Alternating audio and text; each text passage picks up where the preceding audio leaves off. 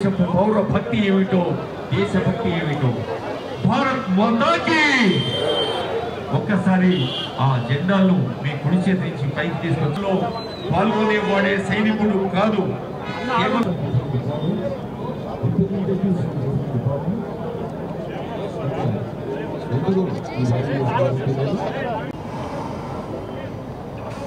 సైనికుడంటే కేవలం తుపాకీతో సమరంలో పాల్గొనేవాడే కాదు, సైనికుడంటే దేశపు గౌరవాన్ని రక్తంతో రాసే యోధుడు, మట్టి మీద నడిచే దేవుడు, మన కోసం ప్రాణాలు అర్పించేందుకు సిద్ధంగా ఉండే దేవుడు. అలాంటి సైనికులకు నమస్సులు అర్పిస్తూ ఉగ్రవాదాన్ని తుదముట్టించేందుకు జరుగుతున్న ప్రయత్నాలకు సంఘీభావంగా భారత సైనికులకు మద్దతుగా మహా సంఘీభావ ర్యాలీని సంకల్పించిన మాన్య ముఖ్యమంత్రి వర్యులు రేవంత్ రెడ్డి గారు అదిగో ముందు వరుసలో ఉన్నారు. ర్యాలీలో సగర్వంగా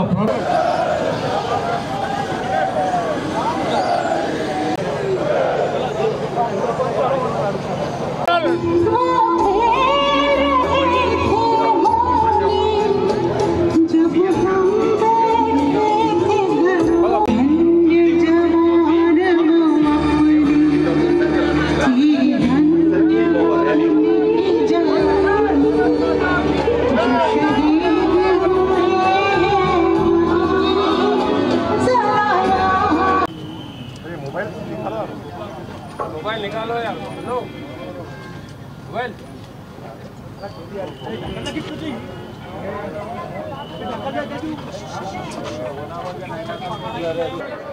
పార్టీలు జెండాలు ఎజెండాలకు అతీతంగా 140 కోట్ల భారతీయులందరము ఒక్కటే.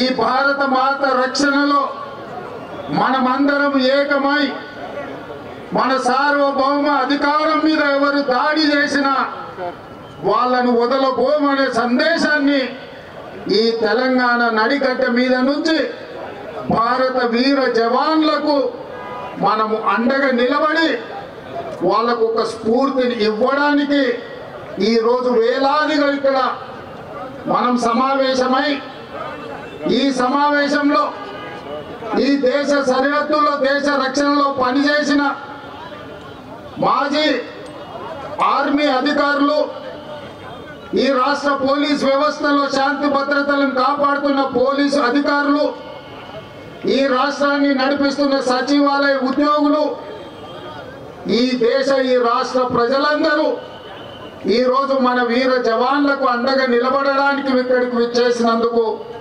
మనస్ఫూర్తిగా మిమ్మల్ని అందరినీ అభినందిస్తున్నా.